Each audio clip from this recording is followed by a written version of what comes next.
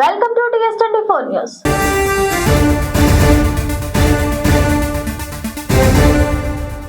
మన ప్రజా ప్రతినిధులు పొందే నెలవారీ వేతనం కంటే వారు అందుకునే ఇతర అలవెన్స్లు అత్యధికంగా ఉండటం ఇప్పుడు హాట్ టాపిక్ గా మారింది. ముఖ్యంగా తెలంగాణలో ఒక్కో ఎమ్మెల్యేకి బేసిక్ సాలరీగా వచ్చేది 20,000 అయినా ఇతర భత్యాలన్నీ కలిపితే ఆ మొత్తం 2,50,000 దాటుతోంది. మన ప్రజా ప్రతినిధులు పొందే నెలవారీ వేతనం కంటే వారు అందుకునే ఇతర అలవెన్స్లు అధికంగా ఉండటం ఇప్పుడు హాట్ టాపిక్ గా మారింది. ముఖ్యంగా తెలంగాణలో ఒక్కో ఎమ్మెల్యేకు బేసిక్ సాలరీగా వచ్చేది 20,000 అయినా ఇతర భత్యాలన్నీ కలిపి ఆ మొత్తం 2.50 లక్షలు దాటుతోంది.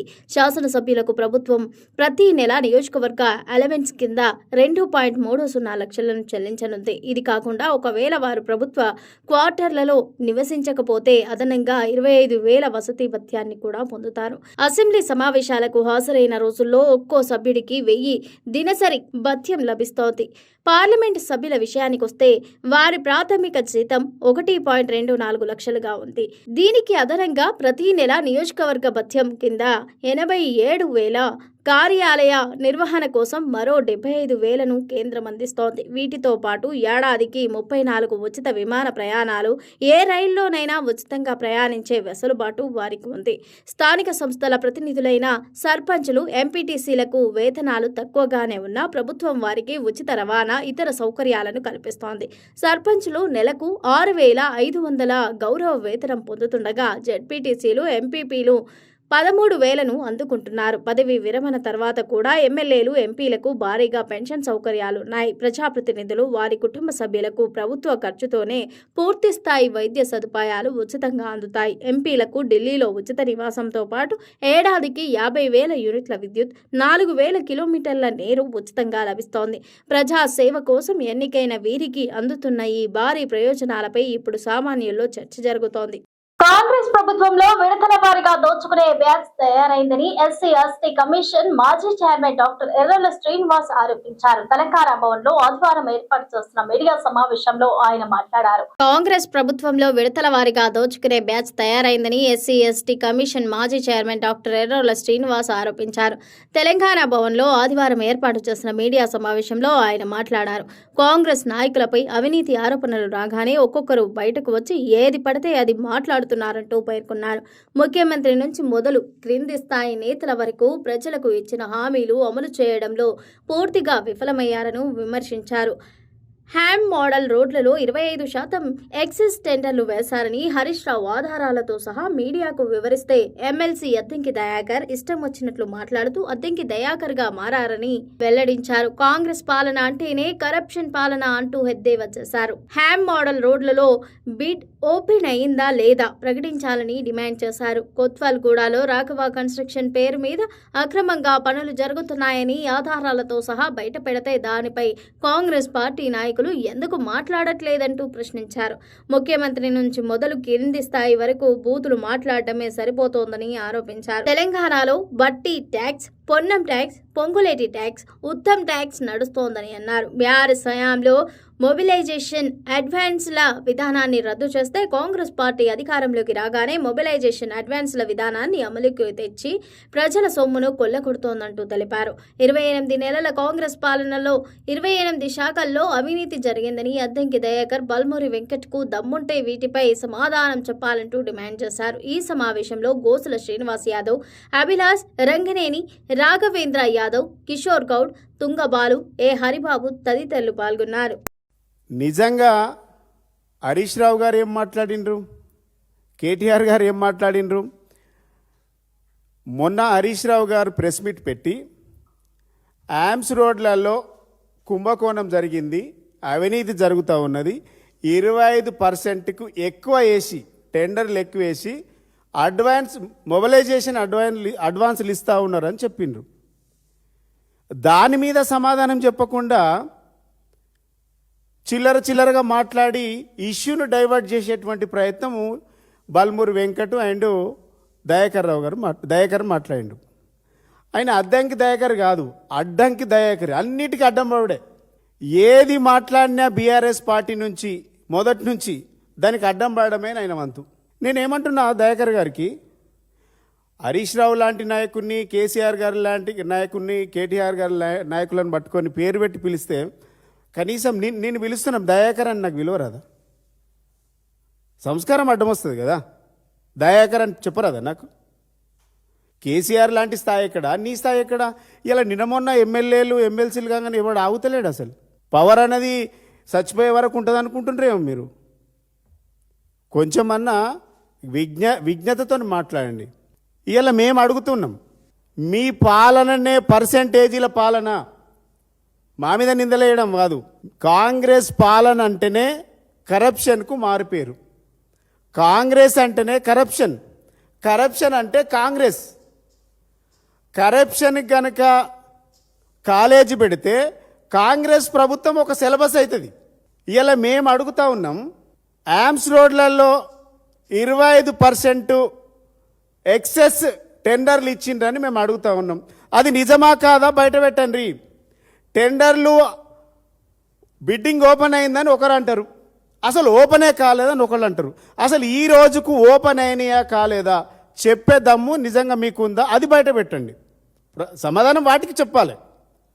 హరీష్ రావు గారు అడిగినటువంటి ప్రశ్నలకు సమాధానం చెప్పకుండా మీరు ఉల్టా మమ్మల్నే తిట్టి ఎదురుదాడి చేసి ఇష్యూను పక్కదారి పట్టించేటువంటి ప్రయత్నం కాంగ్రెస్ పార్టీ నాయకులు చేస్తూ ఉన్నారు. ముఖ్యమంత్రికి రియల్ ఎస్టేట్ మీద ఉన్న ధ్యాస రైతులపై లేదని మాజీ ఎమ్మెల్యే పట్నం నరేందర్ రెడ్డి విమర్శించారు. ఎందుకు వారోత్సవాలు నిర్వహిస్తున్నారని వాళ్ళకే తెలియదని అన్నారు.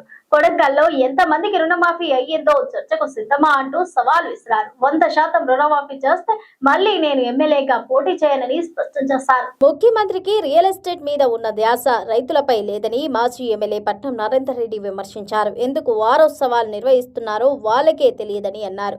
కొడంగల్లో ఎంతమందికి రుణమాఫీ అయిందో చర్చకు సిద్ధమా అంటూ సవాల్ విసిరారు. 100% రుణమాఫీ చేస్తే మళ్లీ నేను ఎమ్మెల్యేగా పోటీ చేయనంటూ స్పష్టం చేశారు. వికారాబాద్ జిల్లా బోర్హాంస్పేట మండలం మెట్లకుండలో వడ్ల కల్లాల దగ్గర బీఆర్ఎస్ నాయకులు ధర్నా చేపట్టారు. ఈ ధర్నాలో మాజీ ఎమ్మెల్యే పట్నం నరేందర్ రెడ్డి పాల్గొన్నారు. 20 రోజులుగా కల్లాల్లోనే వడ్లు ఉన్నాయని వెంటనే వడ్లు కొనాలంటూ డిమాండ్ చేశారు. బీఆర్ఎస్ ఆందోళనతో రైతు బంధు వేస్తున్నాడని పట్నం నరేందర్ రెడ్డి తెలిపారు.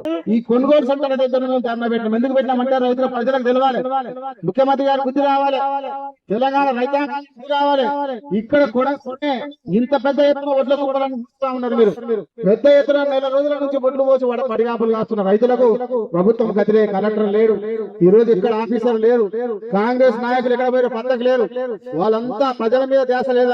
ఎప్పుడు చూసినా కుంభకోణాలు, భూములు కబ్జా పెట్టాలి, ప్రజలను పీడించే పనిలో ఉన్నారు తప్ప రైతుల కోసం పట్టించుకునే పాపాన పోలే.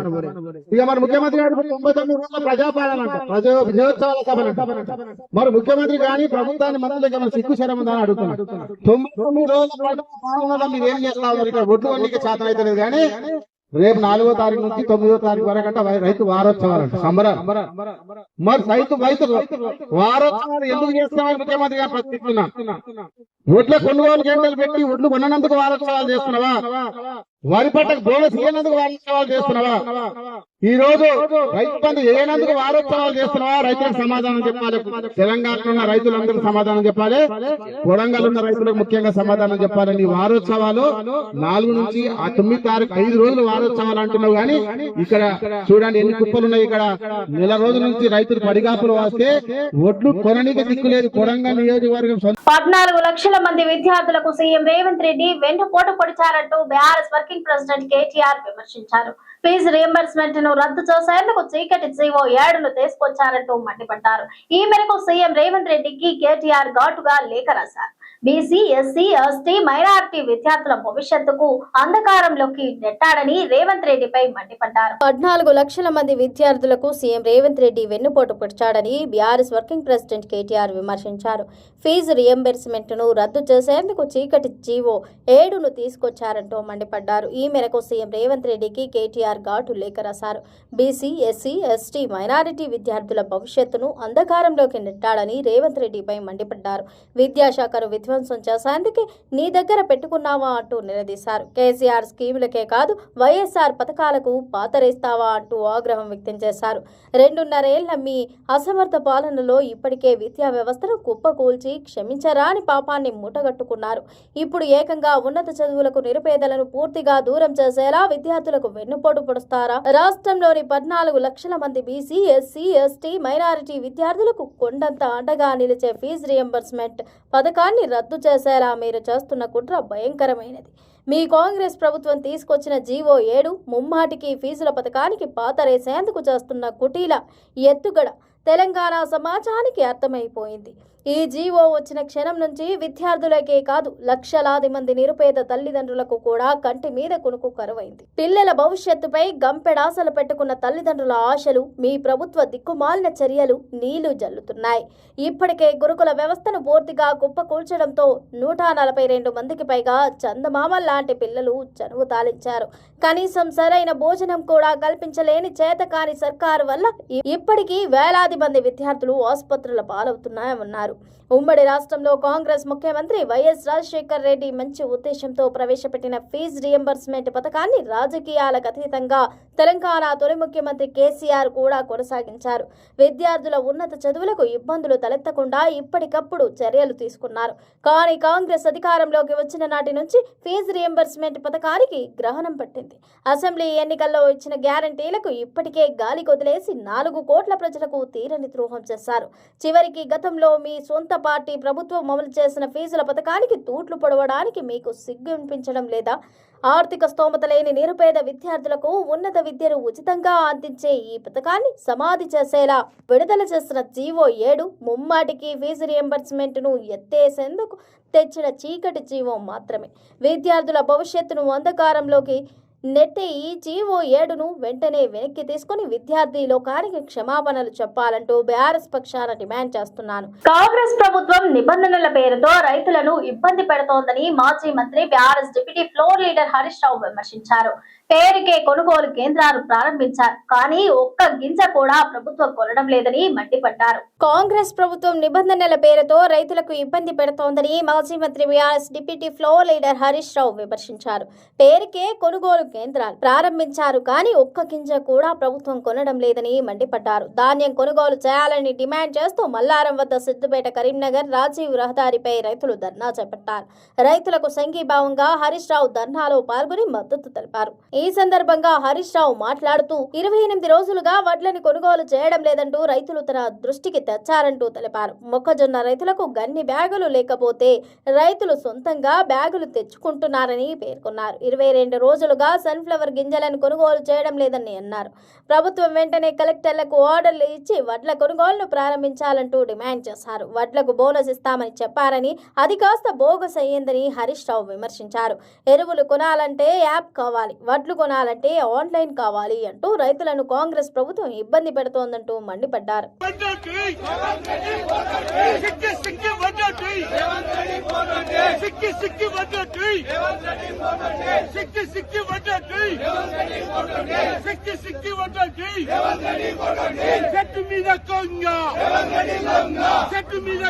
రాష్ట్రంలో మంత్రివర్గంలో మార్పులు, కొత్త వారికి అవకాశం కల్పించడంపై కొనసాగుతున్న సస్పెన్స్ మరికొన్ని రోజులు సాగనుంది. త్వరలోనే తెలంగాణ మంత్రివర్గ విస్తరణ ప్రక్షాళన ఉంటుందనే వార్తలు వస్తున్న వేళ అది ఆలస్యమయ్యే అవకాశం ఉంది.